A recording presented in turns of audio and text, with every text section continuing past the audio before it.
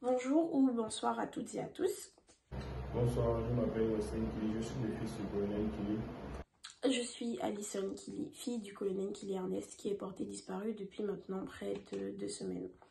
Ce qu'il faut savoir, c'est que mon père est un ancien colonel de l'armée et étant devenu un civil, a décidé de se joindre au candidat Albert Ndossa pour sa campagne électorale.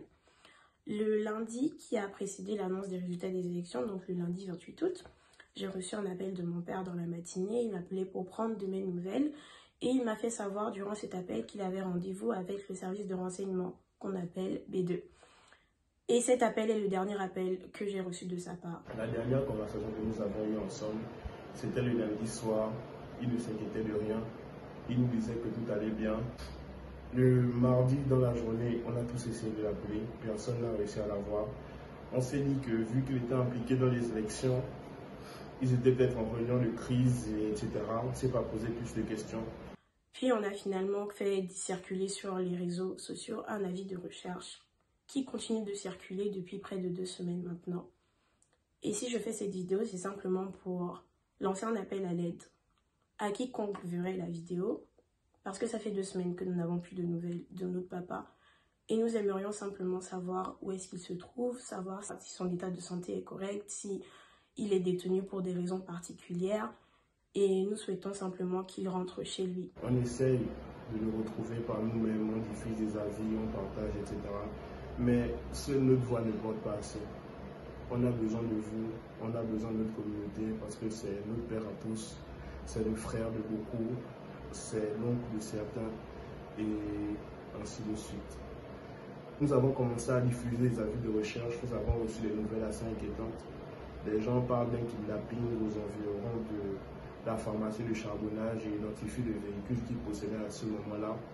Des hommes cagoulés sont arrivés, l'ont embarqué et jusqu'à présent, rien. On va au B2, ils nous disent qu'il n'est pas là-bas. On tourne, on voit les procureurs et ainsi de suite. Et franchement, c'est une situation qui met la famille vraiment à bout. Parce que c'est le chef de famille, c'est notre guide, c'est notre protecteur et il nous tarde vraiment de le revoir. Donc s'il vous plaît, aidez-nous à partager, aidez-nous à diffuser. Nous demandons donc à toute personne qui aurait vu une scène inhabituelle de simplement se signaler afin de recueillir le maximum de témoignages possibles.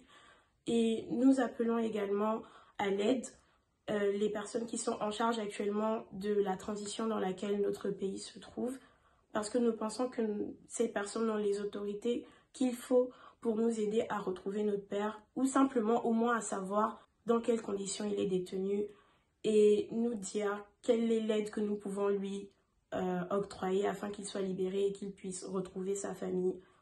Nous passons tous par une période de transition dans laquelle nous voulons faire du Gabon un territoire sûr, un territoire dans lequel tout le monde est libre, peut jouir de ses droits. Et nous croyons que notre papa a également le droit d'être réuni à sa famille, de retrouver les siens et de voir également cette transition dans laquelle notre territoire se trouve. Merci pour votre attention.